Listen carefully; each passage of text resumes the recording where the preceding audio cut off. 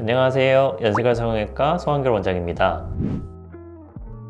오늘은 코 성형을 하실 때 항상 걱정하시는 구축코라는 것에 대해서 한번 이야기를 드려보려고 합니다. 먼저 영상 시청에 앞서서 저희 채널과 영상에 대한 구독과 좋아요 부탁드리겠습니다.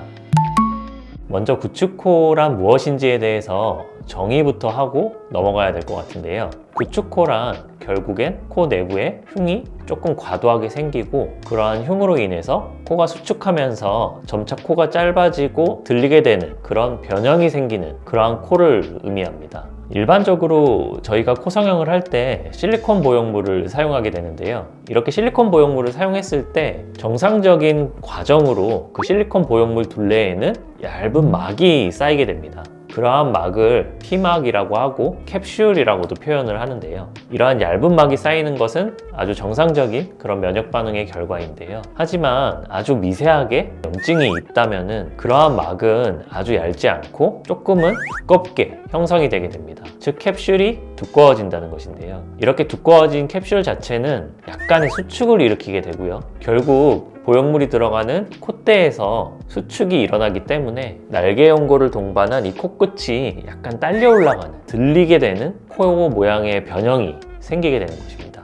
그렇다면 여기서 궁금한 것은 보형물을 쓰지 않으면 그럼 구축은 오지 않는 것이냐, 이것에 대해서 좀 궁금해 하실 수 있는데요. 보형물을 사용하지 않는다고 하더라도 사실 생길 수는 있습니다. 하지만 임상적으로 봤을 때 자가 조직을 사용한 코 성형에서 구축이 오는 경우는 굉장히 드문 일이고요. 많은 경우에 있어서 구축이 온다면 그러한 원인은 대부분 보형물을 사용함에 있어서 약간의 미세한 염증이 있고, 미세한 염증이 보형물 주위의 막을 두껍게 형성하면서 생기는 것이다, 이렇게 이해를 하셔도 좋을 것 같습니다. 그렇다면 코 성형을 진행했을 때 내 코가 지금 구축코인가, 구축이 일어난 건가, 이런 것에 대해서 자가 진단을 해볼 수도 있는데요. 가장 첫 번째로는 본인이 코 성형을 할 때 보형물을 사용했고 코끝 자체가 좀 짧아져 있지는 않은지, 그런 것에 대해서 한번 판단을 해보셔야 될 것 같습니다. 즉, 코 성형 직후의 그런 코 모양보다 시간이 점차 흐르면서 코끝 자체가 조금은 짧아지고 들리게 된 변형이 생기지는 않았는지 체크를 해보셔야 되는데요. 이러한 것은 사실 어느 정도 정상적인 비순각이라는 개념이 있기 때문에 그러한 비순각의 범주보다도 더 짧게 코끝이 들려 있다면 그것은 혹시나 보형물로 인한 구축 증상이 일어난 것이 아닌지 한번 의심해 볼 여지가 있습니다.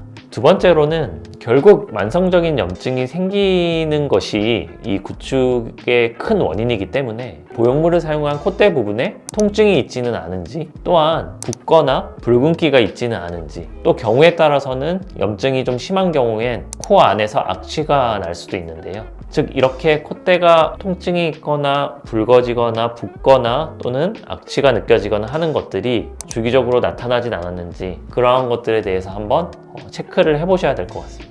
마지막으로 세 번째로는 코끝이 일반적인 경우보다는 조금 단단한 경우가 사실 더 많습니다. 사실 이것은 모든 경우가 그렇지는 않은데요. 일반적으로 약간의 구축 증상이 있을 때에는 코끝 자체가 코 성형을 하고 난 다음에는 일정 시간, 어느 정도 시간이 흐르면 조금은 부드럽게 흉살이 풀리면서 자리를 잡게 되는데, 그렇게 한 6개월이 지난 이후에도 코끝이 조금은 많이 딱딱하다, 이럴 때에는 조금은 의심해 볼 여지가 있다, 이렇게 생각을 하시면 좋을 것 같습니다. 물론 이러한 모든 증상들이 구축코이다 라고 이렇게 쉽게 단정 지을 수 있는 것들은 아니고요. 이러한 것들이 있을 때 조금 의심을 해볼 여지가 있고, 정확하게는 성형외과 전문 의료진에게 한번 판단을 받아보셔야 될 것입니다. 그렇다면 이렇게 구축코가 발생했을 때 어떤 식으로 치료를 해야 되느냐, 이것에 대해서 한번 고민을 또 해봐야 될 것 같은데요. 가장 먼저 해야 될 것은 미세한 염증을 없애는 것이고요. 미세한 염증을 없애려면 가장 확실하고 좋은 방법은 인공보형물을 제거하는 것입니다. 인공보형물이 제거된 상태에서는 거의 모든 경우에 있어서 미세한 염증은 해결되는 경우가 대부분이고요. 왜냐하면 저희가 항생제 치료를 한다 하더라도 인공보형물이 있는 상태에서는 그런 항생제 치료가 잘 듣지 않는 경우가 많습니다. 그렇기 때문에 결국 가장 중요한 것은 염증 반응을 없애는 것이고, 이러한 염증 반응을 없애기 위해서는 인공보형물 제거가 필요하다, 이렇게 설명을 드리고 있습니다. 이렇게 인공보형물이 제거된 다음에 어느 정도 염증 자체가 좋아졌다면 사실 그 다음 문제는 결국 모양적인 문제입니다. 코가 짧게 이렇게 들려있는 것 자체가 굉장히 미용적으로 스트레스를 줄 수 있는 모습인데요. 이러한 것을 해결하기 위해서는 이제 몇 가지 수술적인 술기가 필요한데요. 보형물을 빼서 낮아진 콧대에 대해서는 다시 보형물을 넣기보다는 자가 조직을 통해서 이런 콧대의 높이감을 드리는 것, 그것을 저희는 권하고 있고, 그럴 때 자가 조직으로는 자가 진피를 저희 병원에서는 조금 권하고 있습니다. 또한 결국 짧아진 코끝을 길게 빼는 것이 중요한데요. 그러기 위해서는 일단 먼저 날개 연골 자체가 수축되어 딸려 올라가 있기 때문에 이러한 날개의 연골들을 알맞게 그런 흉살들을 풀어서 박리해내는 과정이 필요하고요. 그리고 박리해낸 그런 날개 연골들이 이렇게 길게 빼서 고정이 되어 있어야 되는데요. 결국은 지지대 역할을 할 수 있는 그런 연골이 필요합니다. 그러한 연골에 있어서 가장 좋은 것은 늑연골을 많이 얘기를 드리고 있고요. 하지만 상황이 여의치 않을 때에는 귀연골을 사용해서도 최대한 날개 연골을 길게 빼서 모양을 유지하게끔 수술을 해드리고 있습니다. 마지막으로 그렇게 날개 연골을 박리하고 길게 모양을 뺀다 하더라도 남아있는 하나의 난제가 결국 피부가 짧게 이렇게 변형되어 있다는 것인데요. 피부를 늘리는 과정이 사실 굉장히 어렵지만 또 진행이 되어야 하고요. 그러기 위해서는 정상적인 피부 밑에 있는 흉살들을 최대한 박리를 해내서 피부 자체가 최대한 유연하게 늘어날 수 있는 그런 수술적인 테크닉이 필요하고요. 그러한 것들을 통해서 피부를 늘려서 길게 고정된 날개 연골을 최대한 감싸고 덮어주는 방향으로 수술이 마무리되어야 할 것입니다.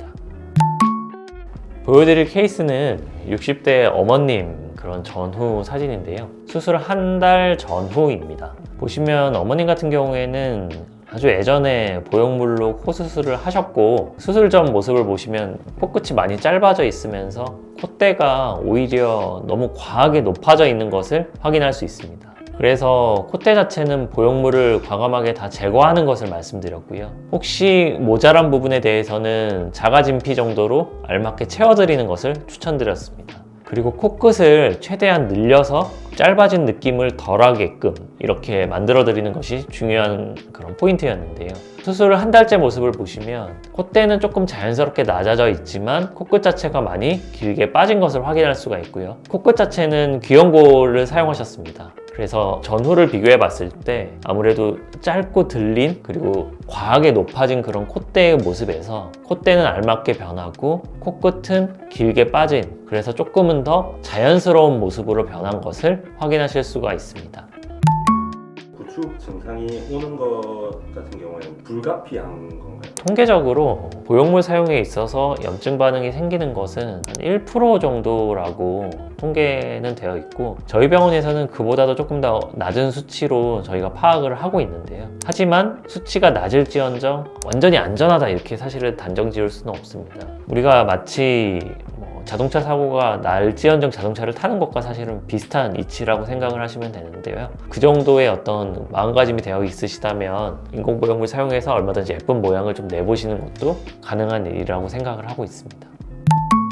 오늘은 코 성형에 있어서 가장 많이 걱정을 하시는 구축코에 대한 이야기를 해보았습니다. 사실 인공보형물이라는 것 자체가 코 성형에 있어서 굉장히 좋은 그러한 수단인데요. 하지만 아주 적은 확률로 구축 증상이 발생할 수 있기 때문에 많은 분들이 걱정도 하시고 보형물 사용을 조금 꺼려 하시기도 합니다. 사실 그런 마음을 저도 충분히 이해는 하고 있고요. 저는 그럴 때 항상 드리는 말씀은 단 아주 0.1%의 가능성도 최대한 없게 하려면 자가조직으로 성형을 하시는 것을 권하고 있고요. 혹은 모양적으로 최대한 좀 높이감 있고 예쁜 모양을 내기 위해서 인공보형물을 사용하신다면 횡여나 구축 증상이 조금이라도 생기더라도 그러한 증상이 초반에 캐치되고 대처가 된다면 그것은 너무 염려할 일이 아니기 때문에 너무 크게 걱정하지 마시고 안전하게 수술을 받으시라, 이렇게 이야기를 드리고 있습니다. 그래서 이러한 구축코의 증상이라든가 이런 것에 대해서 본인이 좀 알고 계시고 그것에 대해서 꾸준히 체크를 해주는 의료진과 병원이 있다면 너무 염려하지 않고 코 성형을 할 수 있지 않을까, 저는 그런 생각을 해봅니다. 끝까지 영상 시청해주셔서 감사하고요. 영상이 유익하셨다면 구독과 좋아요 부탁드립니다. 그럼 지금까지 연세결 성형외과 서한결 원장이었습니다. 감사합니다.